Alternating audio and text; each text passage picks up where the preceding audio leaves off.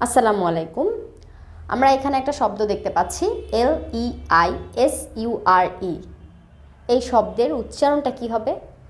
যদি আমরা UK pronunciation অনুযায়ী দেখি তখন হবে লেজা, লেজা। এই যে ASURE এর জন্য যে সিম্বলটা এখানে দেয়া হয়েছে IPA সিম্বলটা, এই IPA সিম্বল দিয়ে হয় তালব্যস্য এবং বর্গীয় জয়ের মাঝামাঝি একটা sound, লেজা, লেজা, লেজা।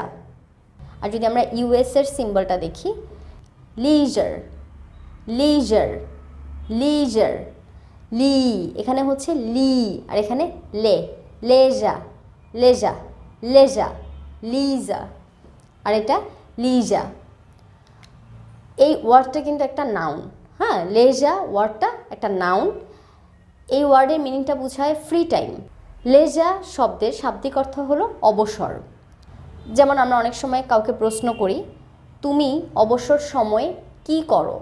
What do you do in your leisure time? What do you do in your leisure time? Thanks for watching. আসসালামু আলাইকুম।